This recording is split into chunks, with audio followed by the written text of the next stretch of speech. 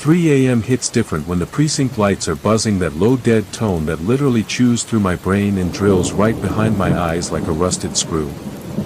My third cold brew of the night is sitting on my desk like thick sludge, completely dead, and I am one bad radio transmission away from screaming at dispatch just to hear a living voice. The coffee tastes like burnt dirt, I still keep drinking it. The wall clock ticks above me. Tick, tick, tick, every second feels personal.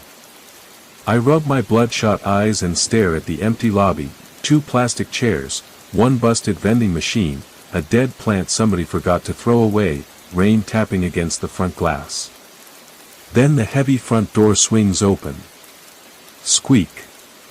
A dude walks in, clean cut, gray hoodie, faded jeans, cheap sneakers, no weapon, no backpack, nothing suspicious. He looks like some random guy heading home after a midnight smoke, except he is completely calm. No sweat, no shaking hands, no nervous glances toward the cameras, nothing. He walks straight across the floor, past the empty chairs, pulls the metal chair in front of my desk, and sits down without asking. I stare at him. He stares back. "The hell you want, man?" I ask, rubbing my eyes. I am trying not to sound completely wrecked, but my head is pounding so hard I can feel it behind my teeth. He says nothing, just looks at me. His eyes are gray, not light gray, dead gray, the kind of eyes that make you think the guy has already seen something nobody should see and somehow came back worse for it. Then he leans forward. "I killed 6 people." My brain completely short-circuits. I actually laugh, not because it is funny, because what the hell else am I supposed to do? Some random dude walks into my precinct at 3 in the morning, sits down like he owns the place, and casually drops 6 murders on my desk. Bro, you walked into the wrong joint. Drunk Tank is down the hall. Come on, what is your game? You looking for clout on TikTok or some shit? No clout. His voice is flat, cold. I am just sick of keeping count. My smile disappears. Keeping count. He reaches into his hoodie pocket. I immediately put one hand near my service weapon. He notices, does not care. He pulls out a crumpled piece of paper and drops it on my desk. 6 names. I look at them, nothing jumps out. 6 normal people. He starts talking before I can ask anything. Sarah Miller, apartment 407, block 4. She had cereal at 8:12 this morning. She left half of it in the bowl. She is awake right now. I look at him. What? Thomas Reed, 812 Mercer. He ate Chinese takeout at 9, chicken noodles. He is sitting in his bathtub with the water running even though he is not taking a bath. I stop breathing for a second. The guy keeps going, another name, another address, another private detail, stuff that should be impossible to know. Then he checks his cheap watch. Right now, he whispers, Sarah Miller in block 4 is crying in her kitchen because her dog dug under the fence and ran into the dark. He looks directly at me. Check your radio if you think I am bullshitting. My phone buzzes against the desk 2 seconds later, hard. I flinch. The radio crackles. Unit 12, possible disturbance, block 4. Female caller crying. Possible escaped dog. My stomach drops straight through the floor. I grab the radio. Repeat the address. Dispatch repeats it. Sarah Miller. Block 4. I slowly put the radio down. The guy is still sitting there, like none of this matters. How the hell did you know that? He shrugs. Who the fuck are you? Nothing. I lean across the desk. Are you wiretapping us? You got somebody inside dispatch? You hacked the cameras? What the hell is this? He leans closer. His breath feels strangely cold against my face. I am not doing a damn thing. His eyes don't move. I am just telling you what I already saw go down. I stare at him, then at the paper, then back at him. What happens to Sarah? He looks at the clock. 3:17. His expression changes, barely, but I catch it. Fear. For the first time, I see actual fear in his face. What happens at 3:17? He does not answer. I stand up. Answer me. He whispers, Sarah Miller is the first one. First one what? His eyes lift toward mine. First one to die. The radio suddenly crackles. Static floods the room, then I hear something underneath it. A woman screaming. Not dispatch, not a recording, a real scream. The guy closes his eyes, like he has heard it before. And when the screaming stops, he whispers something so quietly I almost miss it. 5 more. Then he opens his eyes and says, "You still have time." Less than 12 hours later, the dispatch radio screams bloody murder and rips me out of a half-assed nap at my desk. Homicide call, downtown, apartment building, Unit 7. I am already standing before dispatch finishes the address. I grab my keys, shove through the precinct doors, jump into my car, and floor it. Rain is coming down hard enough to turn the streets into black mirrors. My tires squeal around the first corner. I blow through a yellow light, then a red, and hit the highway shoulder because I do not have time to give a damn about traffic laws. The entire drive, one sentence keeps replaying inside my head. First one to die. I reach the apartment. Front door already open, crime scene tape flapping in the wind. I push inside. The smell hits me first, copper, wet carpet, cheap cleaning chemicals. My lungs lock up. Sarah Miller is lying on her living room rug, dead. Throat cut clean from ear to ear. Blood has soaked through the carpet and spread underneath the coffee table. I freeze. Forensics is already crawling through the apartment, cameras flashing, gloves snapping, people yelling measurements and evidence numbers. I barely hear any of them, because I see something beside the bed. A cigarette. Half burned. Standing upright inside a coffee cup. I walk closer. Nobody has mentioned it, not dispatch, not the patrol officers, nobody. I stare at it. The guy at the station described it. Exactly. Not just a cigarette, a half-burned cigarette standing straight inside a coffee cup. My stomach twists. I pull out my phone and check the time. 11:42 a.m. Sarah is dead. The man knew. I turn around and leave. I do not wait for permission, I do not wait for backup. I drive back to the precinct like a maniac, slam the car into park, and run inside. I hit the holding block. He is sitting on the cot, same gray hoodie, same dead eyes, same calm face. I grab the bars. What the fuck did you do? He slowly looks up. You are officially the main suspect in a first-degree homicide. Nothing. I slam my hand against the steel. I got your name on the sheet, you sick piece of shit. He blinks once. Cool. Then he looks toward the hallway. Arrest me before the next one drops tonight. My blood goes cold. Who is next? He says nothing. Who is next? I grab the bars with both hands. Tell me right now. He finally looks at me. You can't stop it, man. Try me. No matter how fast you drive. He pauses. I know every move you are going to make before you even think it. I want to punch him. Instead, I pull out the list. Why these people? He looks at the names. Because they were already dead. That sentence sits there between us. What the hell does that mean? He does not answer. The next 3 days become a nightmare. We put surveillance on every target, plainclothes officers, marked units, cameras, roadblocks. We track phones, monitor bank accounts, watch every building. Nothing works.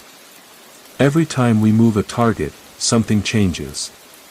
A car breaks down, a cop gets called away, a camera loses power, a door gets left open, a witness disappears. And every single time, the guy in the cell knows before we do. The second victim dies inside a locked bathroom. The third dies while 2 officers are sitting outside his apartment. The fourth dies in a parking garage we had completely sealed. The fifth dies in his own kitchen while his wife is standing 3 feet away. 5 deaths. 5 predictions. 5 times I arrived too late. Every night I return to the cell. Every night he is waiting. And every night he says the same thing. You are getting closer. Closer to what? He smiles. To remembering why you are really here. 5 bodies, 5 funerals, 5 times I stood in pouring rain looking like a total dumbass while grieving families screamed at me for answers I did not have. 5 times I watched people die exactly the way that man predicted, and every single time, I got there too late. By the 5th body, I stopped sleeping. Coffee stopped working. Food tasted like cardboard. Every time I closed my eyes, I saw the same gray hoodie standing across the street. It got worse at night. I started checking windows before I could even sit down. I would walk into my apartment, lock the door, check the chain, check the windows, then check them again 5 minutes later because I could not remember if I had actually done it. Sometimes I would hear footsteps behind me on the sidewalk and turn around so fast my neck hurt. Nobody would be there. Just empty streets, rain, and that stupid feeling that somebody had been watching me from somewhere I could not see. I stopped taking the same route to work. I stopped parking in the same spot. I even started sleeping with the television on because silence made me feel like I was waiting for something to happen. And every morning, I would wake up convinced I had heard someone whisper my name. So at midnight, I sit alone in my office with the lights off. The corkboard is covered in photographs, addresses, dates, names, red string, notes, coffee stains, and enough evidence to make me look completely insane. I stare at the victims, rich, poor, young, old, different neighborhoods, different jobs, different backgrounds. No connection. Nothing. Except I could not shake the feeling that I had missed something obvious.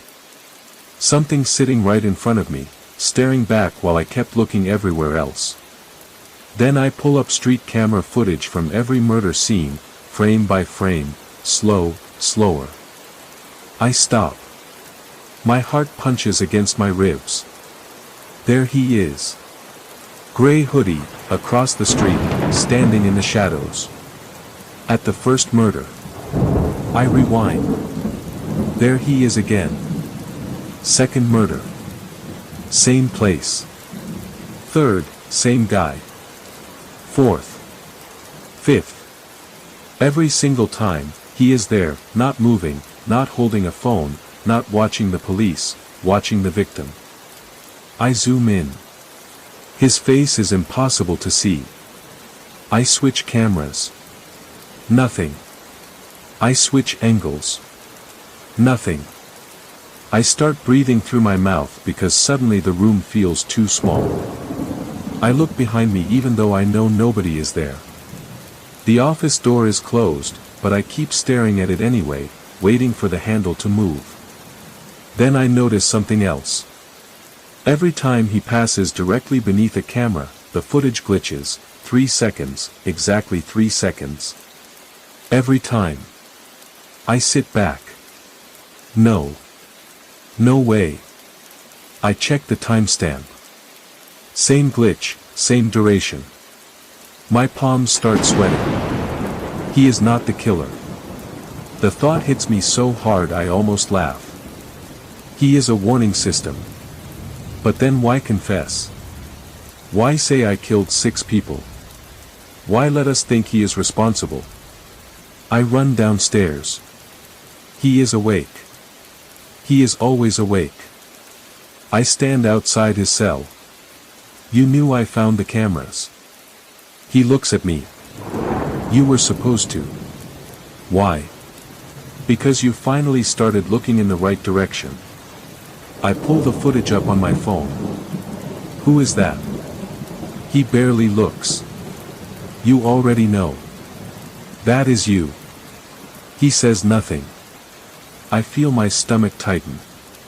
What? For a second, neither of us speaks. I can hear the ventilation system humming above us, the faint buzz of the lights, my own breathing getting louder in my ears. I look at the hallway behind me, then back at him. He has not moved, but somehow the cell feels smaller than it did a second ago. He steps closer to the bars. You keep asking who the killer is. His eyes stay locked on mine. You should be asking who is making you chase me. I take a step back. Then I hear something, a soft tapping, 3 knocks, coming from somewhere behind me. I turn. Nobody. I wait. Nothing. Then 3 more knocks. Closer this time. I look back at him. He is staring over my shoulder. His face has gone pale. What? He whispers. It found you. What found me? He does not answer. The lights above us flicker, once, twice, then stop. For 3 seconds, the entire hallway goes black. When the lights come back, he is standing on the opposite side of the cell. I never saw him move. And he whispers. The 6th name is not the last name. I look down at my evidence folder. A fresh line has appeared across the cover, written in black ink. My name. I pull rank. I override the captain. I do not care who gets pissed off. I have not slept properly in 4 days, and every time I blink, I see that man's gray eyes waiting for me somewhere in the dark. I start checking locks twice, sometimes 3 times. I catch myself staring at empty corners, expecting movement. Every little sound makes me turn my head, and the worst part is I no longer know if I am actually hearing something or if my brain is just exhausted and desperate to find a threat. So I move him. Deep solitary. Concrete walls. Steel door. 24/7 camera surveillance. No windows. No blind spots. No contact with anyone except me. If he is playing some psychological game, I am ending it. If he is dangerous, he is contained. At least that is what I tell myself. For the first several hours, nothing happens. He sits on the bunk, hands folded, head down. Sometimes he looks directly at the camera, not at the lens, at me, like he knows exactly where I am sitting. I try to ignore it. I fail. Every time I check the monitor, his head is already raised. Then 3 a.m. comes again. The front doors of the precinct slam open. A young woman stumbles inside. She is soaked from the rain, barefoot, her hair stuck to her face. She keeps looking behind her. Help me. The desk officer stands. Ma'am, slow down. She grabs the counter. Please. Her voice cracks. He's coming. I walk into the lobby. My blood runs cold. I know her. 6th name. The 6th victim. She looks straight at me. You have to hide me. I stare at her. How did you know to come here? She shakes her head. I don't know. I woke up and I was standing outside. Then she whispers. He told me to come here. Who? She looks toward the holding block. The man downstairs. My stomach drops. That is impossible. He has been locked up all night. Then his voice echoes down the concrete hallway. You idiot. Everyone freezes. He slams both hands against the glass of his cell. His calm is gone, completely gone. You weren't supposed to bring her here. I run toward him. What the hell are you talking about? He is screaming now. You walked her right into the fucking trap. The lights explode. Every bulb in the precinct pops at once. Total darkness. Someone screams. My hand goes straight to my service weapon. Stay back. Emergency lights kick on. Red. Everything is red. The hallway looks like it is bleeding. I hear footsteps, fast, right behind me. I spin around. Nothing. Then a door slams somewhere downstairs. I run. The backup lights flicker, once, twice, then the power surges back. The entire building hums. I sprint toward the holding block. The sixth victim is lying on the floor, right outside the cell, dead. Throat cut clean. Blood is still spreading beneath her. I stop dead. No. No, no, no. I look through the glass. The prisoner is sitting on his bunk, quiet, hands visible. The cell door is locked. Digital lock untouched. No blood on him. No weapon. Nothing. I look at the camera. The recording is still running. I grab the microphone. How did you do that? He slowly looks up. I didn't. Then who did? His eyes fill with tears.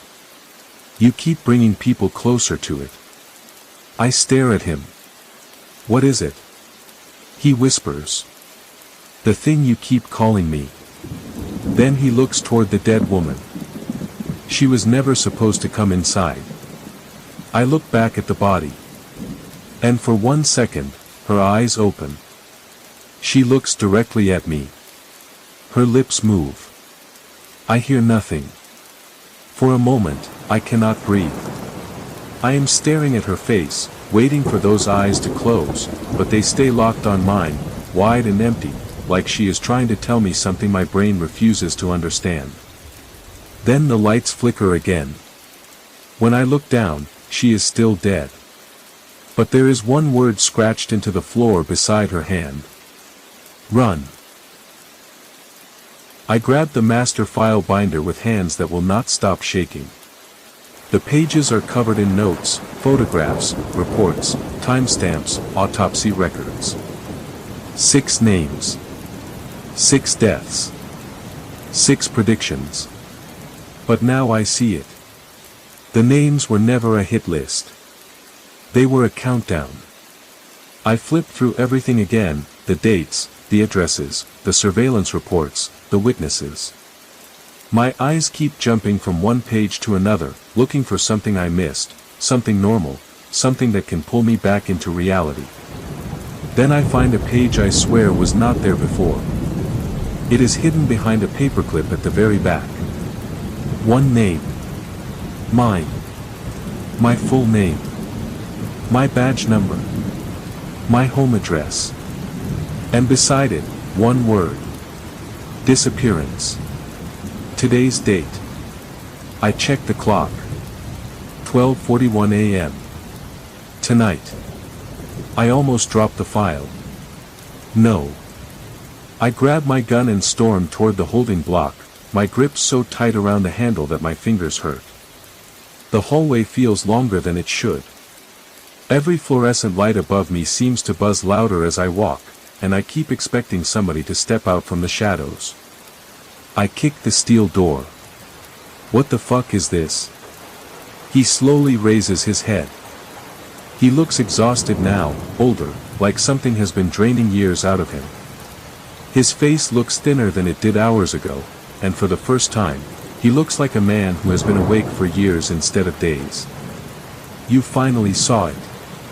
I slammed the file against the bars. My name. Why is my name here? He stands. I wasn't killing those people. I told you. Then what were you doing? Watching. Watching what? Their deaths. He walks closer. Every time I tried to save someone, the timeline twisted itself. What does that mean? It means they died anyway. Sometimes worse.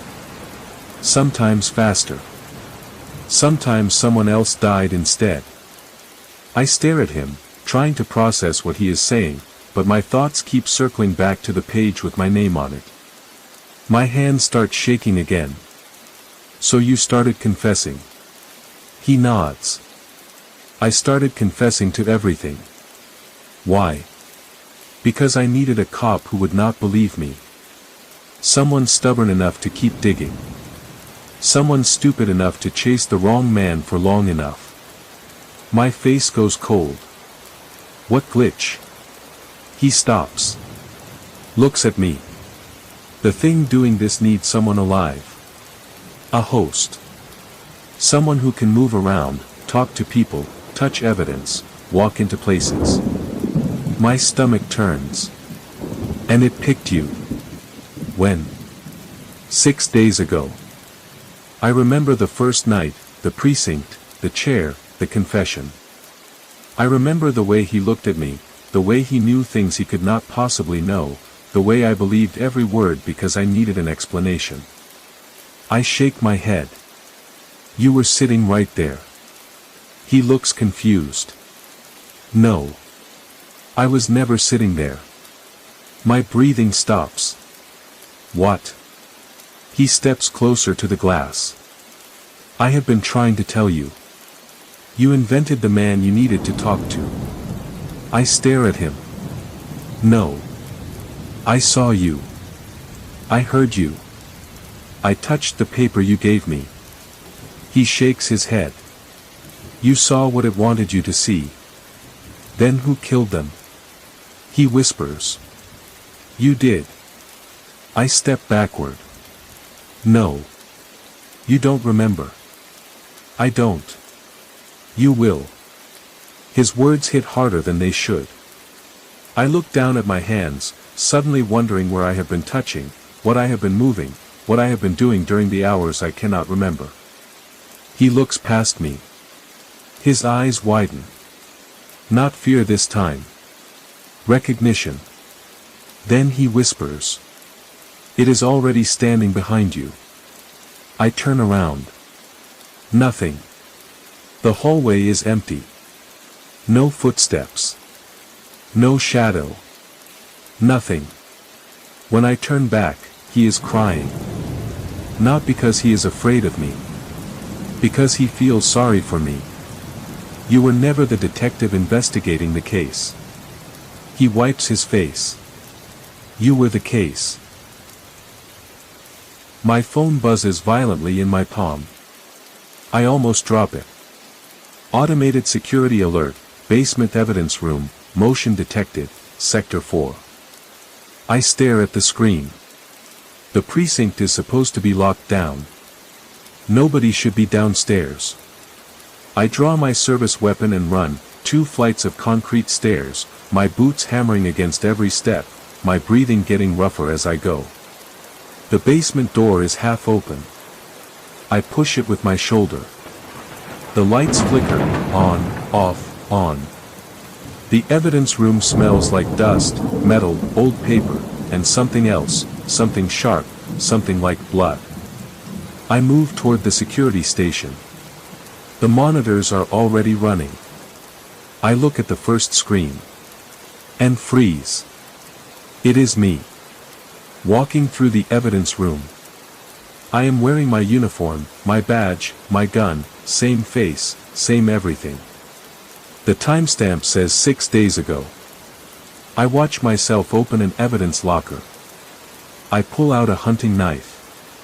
There is blood on it. I put it into a storage bin. I stare at the screen. No. I switch cameras. Another recording. Me. Walking into a different room, carrying evidence. Another camera. Me. Standing over a body. My stomach turns. I back away from the monitors. This isn't me. It can't be. Then I hear footsteps behind me, slow, crunching against the tile. I spin around, gun raised. An old man stands in the shadows. One of the witnesses from case number 2. His face goes white when he sees me. That is him. Who? The man standing over the body. His finger shakes as he points at me. That is the cop I saw. My hand goes numb. No. I was upstairs. I drop the gun. It hits the floor. The sound echoes through the basement. My head suddenly explodes with pain. I grab the side of my skull. A memory hits me. Rain. 3 a.m. My apartment door opening. Me walking outside. No shoes. No jacket. Just my uniform. Another memory. Walking into the precinct. Sitting at my desk. Talking to someone. Nobody is there. Another. Standing over a body.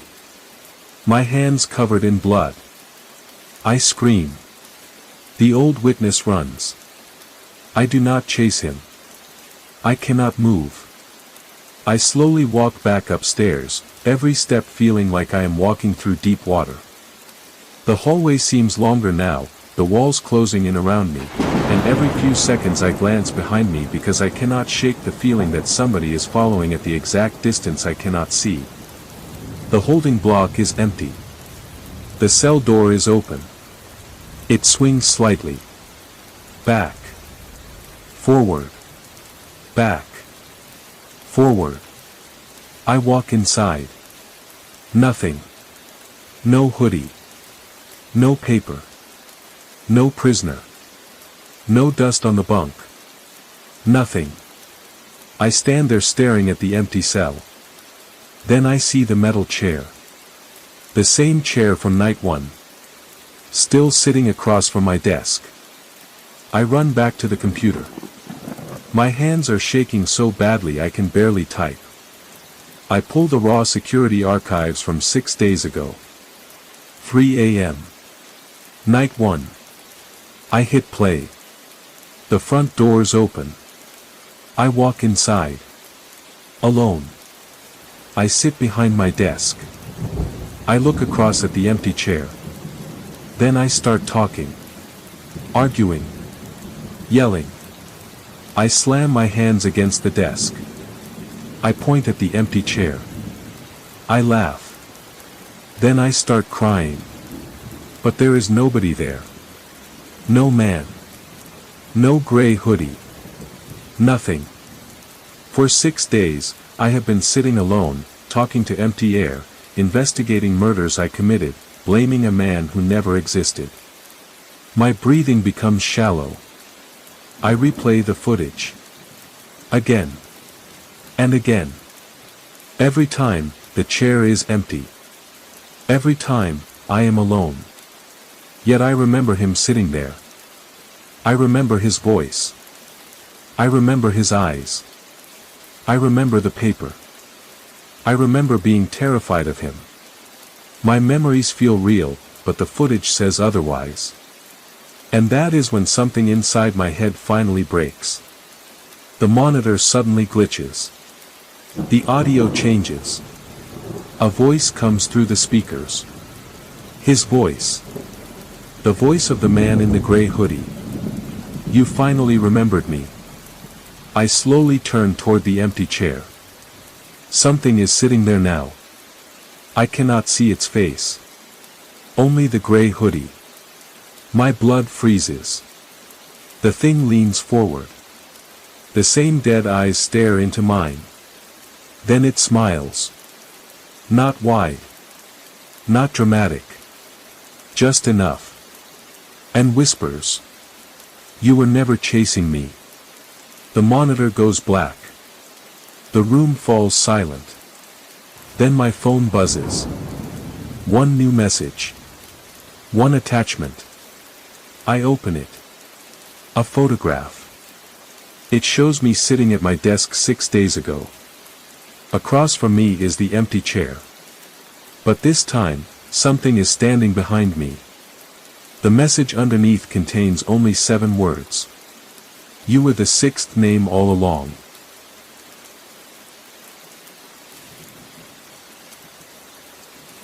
I work for this private sleep monitoring company out in Colorado. Most of my day-to-day is a total snooze fest. We install high-tech cameras and biometric sensors in people's bedrooms, track their oxygen levels, heart rate, rapid eye movement, and night patterns, and then pull up the recordings the next morning. People snore. People mumble absolute gibberish. Some people pull a whole sleepwalking act. Nothing supernatural. Nothing even remotely interesting. Then this file hits my desk. A client named Evan Miller. The biometric tracker says Evan logged a smooth 7 hours and 42 minutes of deep sleep. The high-def camera feed says Evan didn't sleep for a single damn second. He spent the entire night standing dead still on the hardwood floor right next to his bed. Rigid as a plank. And under the sheets inside that bed, something else was tucked in, sleeping like a baby. It had Evan's face. His body. His tattered sweatpants. Every single detail. I naturally assumed the footage was glitched or corrupted. That is, until I pulled up the archives from previous nights. The exact same sick joke happened every single night. Except with one terrifying twist, each night, the figure standing by the frame crept a little closer to the bed. At first, I told myself it was just bad footage, some weird compression artifact, something my exhausted brain was turning into a person. But the longer I watched, the harder it became to believe that. The figure never moved while I was watching. Not once. It was always in a slightly different position when the next recording started, as if whatever was happening only took place when nobody was looking. I started checking the timestamps over and over, making sure the system wasn't mixing files from different nights. It wasn't. On night 4, it sat right on the edge of the mattress, hovering over the sleeping body. I remember leaning closer to the monitor, holding my breath without realizing it. The thing under the blankets looked completely peaceful. Too peaceful. And the figure beside it was staring down at its own face. On night 5, the thing under the blanket snapped its eyes wide open. I drove out to Evan's place the next morning under the pretense of an equipment check. The guy looked completely normal, just a little tired around the eyes. As I was packing my gear to head out, he suddenly paused and looked at me with this deadpan face. Hey, man, do I ever get out of bed and just stand there at night? I played it cool, forcing a laugh. Why do you ask? He stared down at his trembling hands. Because lately, I wake up feeling like somebody else was taking my body out for a spin while I was out cold. I threw out a nervous chuckle because my brain didn't know how else to react. Evan didn't laugh back. For a second, neither of us said anything. I could hear the refrigerator humming behind him, the clock ticking somewhere in the hallway, and the faint sound of traffic outside. Then Evan looked toward the bedroom. Not at the door. At the empty space beside it. I followed his eyes. Nothing was there. Still, I felt this weird pressure in my chest, like somebody was standing close enough to touch me. I grabbed my equipment bag and left. That night, I secretly installed a secondary covert lens in his room. I told myself I was doing it because I needed better footage. That was the official reason. The real reason was that I needed to know whether I had imagined something. I needed proof that I wasn't losing my mind. The next morning, I locked my office door and booted up the file alone. Evan falls asleep around midnight. At 3:17 a.m. sharp, he sits bolt upright. He slides out of bed, completely silent, and walks straight toward the tall dress mirror across the room. He closes his eyes. His reflection in the glass doesn't. The reflection stands there in the dark, glaring straight through the camera lens, straight at me. And then it cracks a wide, grotesque grin. After Evan, I went completely down the rabbit hole. I started digging into our flagged servers, and it didn't take long to find another case. Then another. Then 6 more scattered across our database. Different cities. Different state lines. Different ages and backgrounds. Identical freak show. A body fast asleep under the covers. Another identical human form standing in the shadows just inches away. Sometimes it was a guy in his 20s. Sometimes an old woman. Sometimes a little kid. None of them moved a muscle. They just stood there in the dark, watching the sleeper breathe. At first, I thought the distance between the two figures was random. It wasn't. I measured it. Every case showed the same thing, the standing figure was getting closer to the bed over time. I started pulling up archived files from decades ago, deep storage from when the company first digitized back in the late 70s. That's when I uncovered something downright impossible. This phenomenon isn't new. The oldest recording I dug up was time-stamped October 1978. The figures standing next to those vintage beds, they're still there on the tape. Same exact faces. Same stiff, unnatural posture. Same hollow, vacant stare. But the actual patients in those old recordings? They've been dead and buried for over 40 years. I checked the names myself. Birth dates. Death certificates. Obituaries. All real. All dead. But their faces were still standing beside those beds on recordings made decades ago. I started staying late at the office every night, obsessed, living off dark roast and cold pizza. I stopped answering calls. Stopped checking the time. Stopped noticing when the building emptied around me. Sometimes I would sit in the dark with only the monitors glowing, watching sleeping strangers while the rest of the office stayed completely silent. And every now and then, I would catch myself looking at the hallway behind me, expecting to see someone standing there. One night around 2 a.m., while scrubbing through a fresh feed, the standing figure on my monitor slowly turned its head right toward the camera lens. It brought a long, pale index finger up to its lips. Shoo! My heart nearly slammed out of my ribcage. I froze with my hand still on the mouse. The figure didn't move again. I checked the timestamp. Nothing. I rewound the footage. It happened again. Same movement. Same finger. Same exact second. Because right then and there, a sickening truth hit me like a ton of bricks. It knows someone is on the other side of the screen. I wiped the drive, hacked the gear, and headed home. I kept looking into the rearview mirror the entire drive, even though I had no idea what I expected to see. I set up a full sleep monitoring kit around my own king-sized bed. I tried telling myself it was purely for field research. That was a total lie. I needed to know if this nightmare had infected my life too. It had. The next morning, I played back my own bedroom footage. I fall asleep around 1 a.m. At 3:17 a.m. sharp, my body sits up. I step out of bed, slide to the foot of the mattress, and turn around. I'm standing there, staring down at my own sleeping face. But as I zapped the zoom button on the video, my blood turned to straight liquid nitrogen. There was a second outline towering right behind the standing version of me. I paused the video and enhanced the contrast. The image pixelated, but the silhouette was crystal clear. A tall, jagged shadow was hovering directly behind my back, leaning over my shoulder.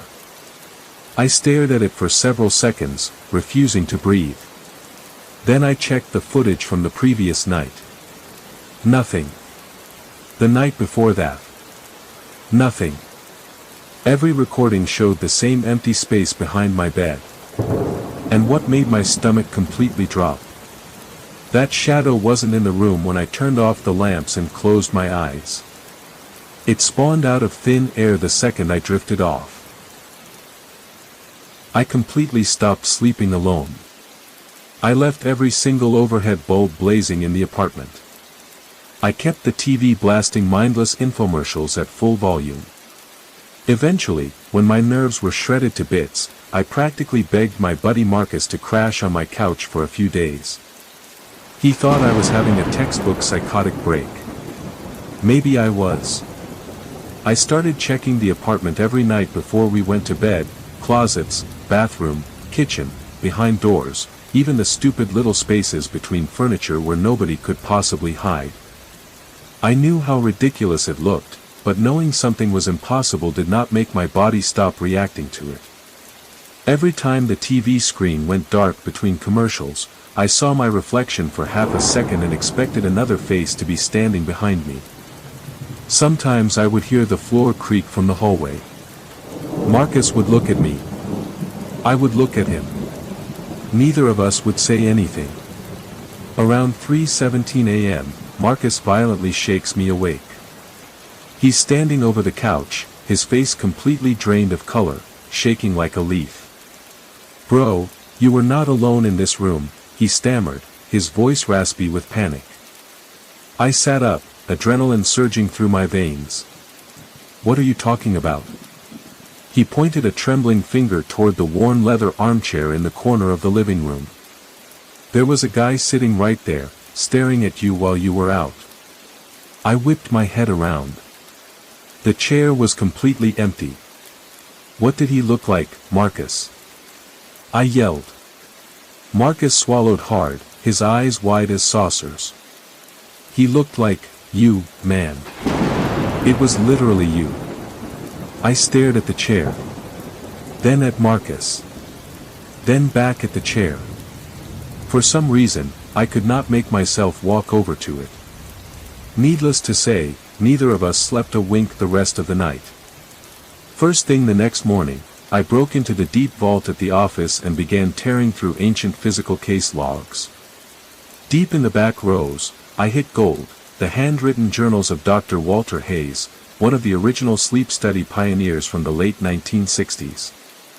His notes were totally unhinged, but wildly specific. He didn't call these figures ghosts, demons, or hallucinations. He called them the Watchers. One specific sentence was underlined in dark red ink on almost every single page. "They do not watch us while we sleep."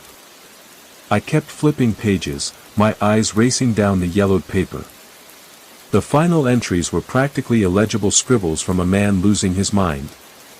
I could feel my hands tightening around the pages as I read them, because every sentence sounded less like scientific research and more like a warning written by somebody who knew exactly what was coming. Then I hit the passage that completely flipped the script. "They are watching for what comes back." I reread it 3 times just to make sure my exhausted brain wasn't playing tricks.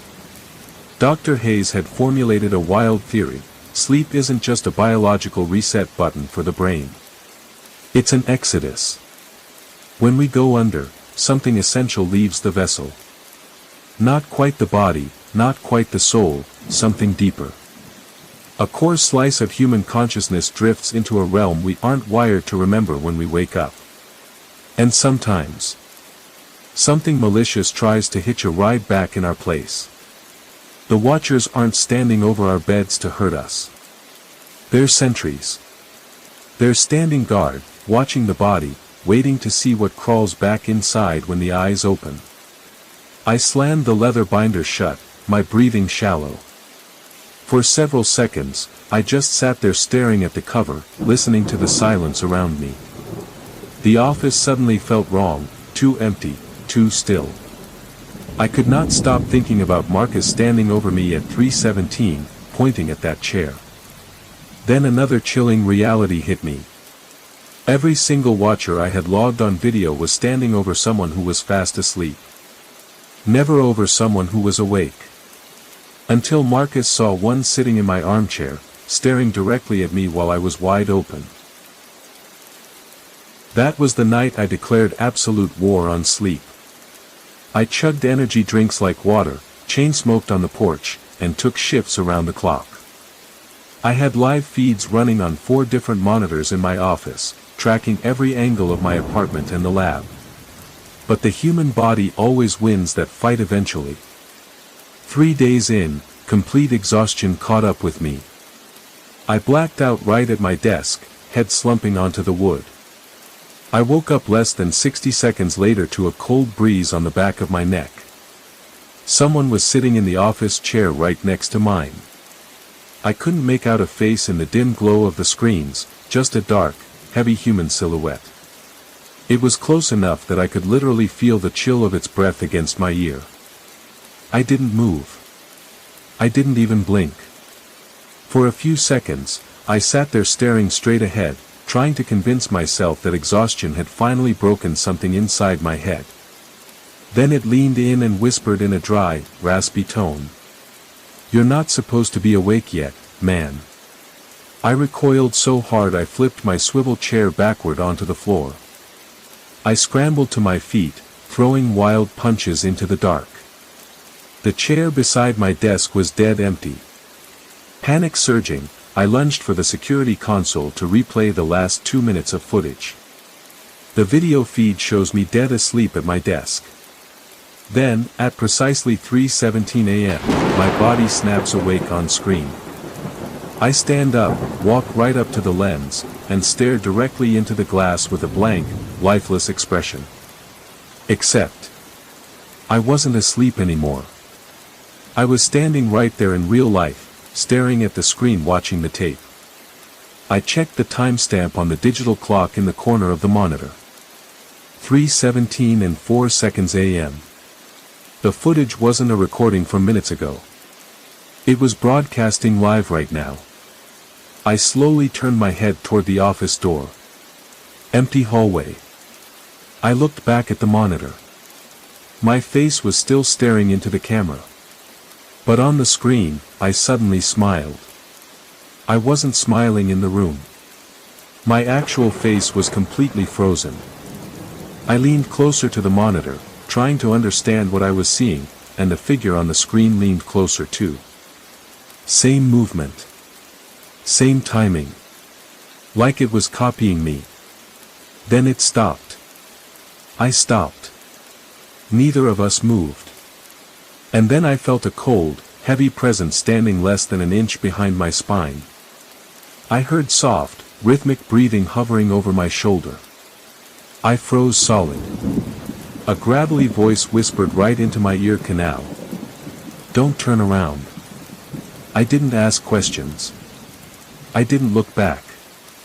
I bolted out of that office like a madman, slammed through the glass lobby doors, jumped into my truck, and tore down the highway at 90 miles an hour. I didn't even know what the hell I was running from anymore. The next morning, I opened my laptop at a local diner. Waiting right on my desktop was an unsent, untraceable file. No timestamp. No sender info. Just a file name. Subject 001. I clicked play with a trembling hand. It was a video of my own bedroom. I was sleeping soundly in the center of the bed. The camera angle was totally impossible. It was shooting from high up in the corner of my room, right inside my private space. Standing right at the foot of my bed was a man. I recognized him instantly. It was me. But he was drastically aged. His hair was streaked with silver, his face hollowed out with deep, weathered wrinkles. The older version of me slowly turned his head toward the camera lens. Then, his eyes shifted. looking past the lens, straight through the screen, locking directly onto my face sitting in that diner booth. I locked myself in a motel room and pulled out Dr. Hayes's final journal entries one last time. I reread every single line, and this time, the horrific big picture finally clicked. The Watchers aren't ghosts or ancient ghouls trying to haunt us. They aren't evil. They are inspectors. They manifest the moment a mind returns from that deep, unknown place we drift to during REM sleep. Hayes believed 99% of people come back totally fine, unscathed, unchanged. But every now and then, something goes horribly wrong on the journey back. Something else hitches a ride inside the mind. When that happens, a watcher appears at the bedside. Not to execute the host, but to verify, to check whether the thing sitting up in that bed is still the human being who went to sleep 7 hours ago. I sat there staring at those words for a long time, feeling my pulse beating against my fingertips. For the first time, I understood why the Watchers never needed to touch anyone. They were waiting. Patiently. And somehow, that was worse than anything I had imagined. Hayes documented 37 specific cases in his career. 36 of those patients met the exact same grim fate. They became utterly convinced that everyone around them was an imposter. Their spouses, their kids, their best friends, even their own reflection in the bathroom mirror, they claimed everyone was fake. They insisted they were the only ones truly awake, while the rest of the world was living in a simulation. And shortly after, all 36 of them vanished off the face of the earth. I stopped reading. My eyes stayed on that sentence. Vanished. Not died. Not hospitalized. Not found somewhere. Vanished. I looked toward the motel room door. The deadbolt was still locked.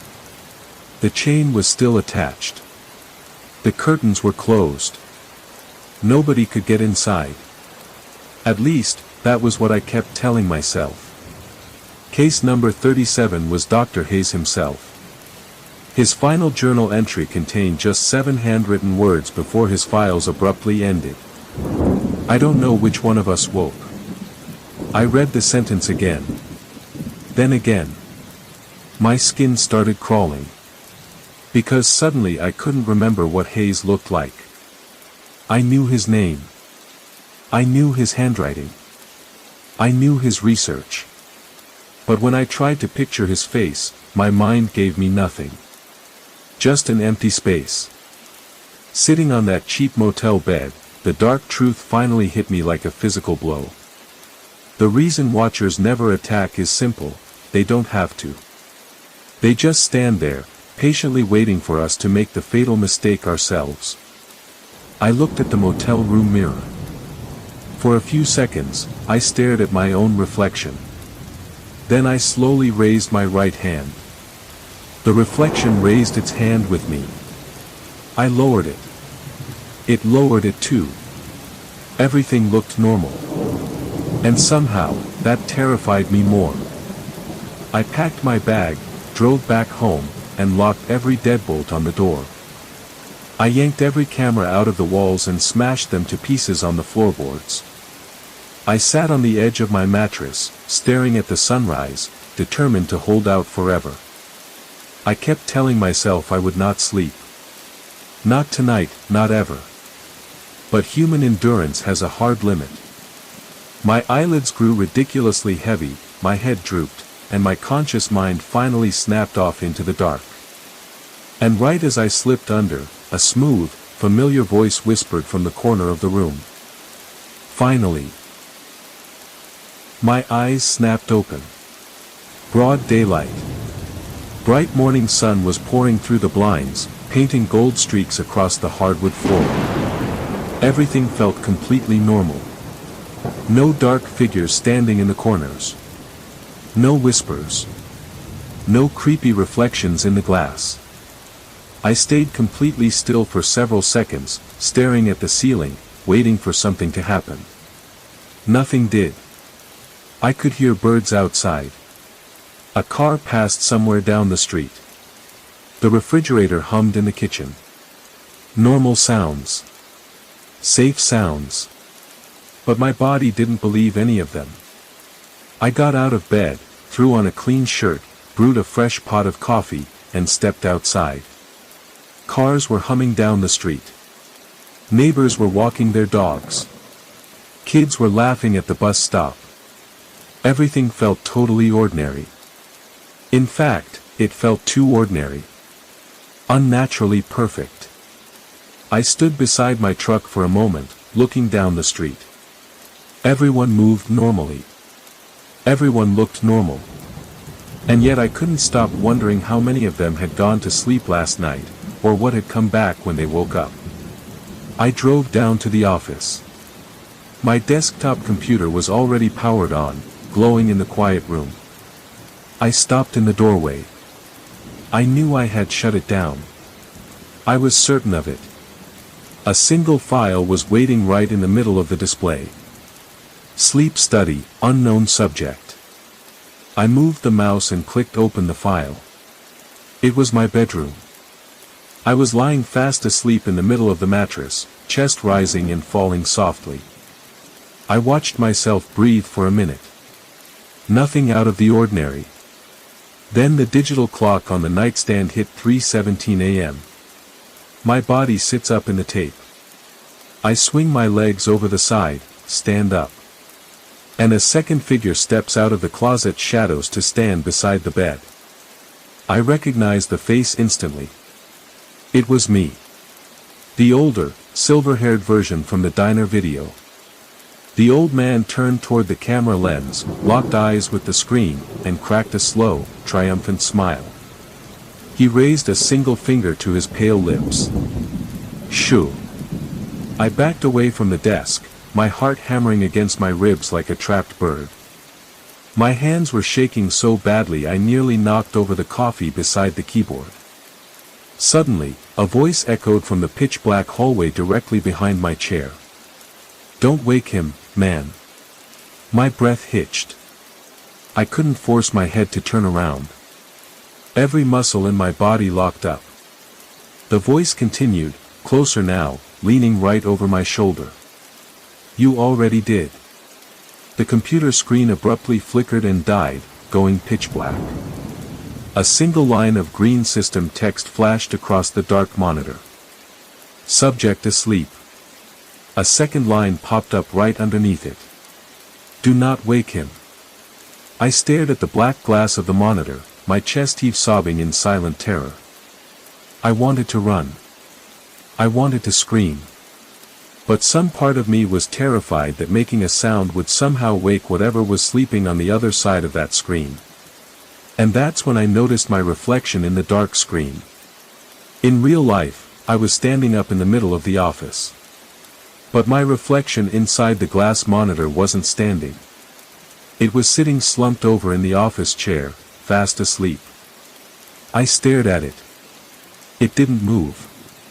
I slowly raised my hand. The sleeping reflection didn't react. My stomach dropped. I took one step backward. The reflection stayed perfectly still. And standing right behind my sleeping reflection, was a tall, dark figure leaning down, watching it sleep. I couldn't see its face. I could only see the shape of its head tilted toward the sleeping version of me. Then the figure slowly raised one hand. It placed a finger against its lips. Shoo. The last thing I ever heard was my own voice, smooth and sinister, whispering from somewhere right behind my ears. "Go back to sleep, boss." And in that final, horrifying second, I understood the one thing I should have known from day one. The Watchers were never trying to break into our world. They were standing guard, making damn sure that whatever we became in the dark, never made it out.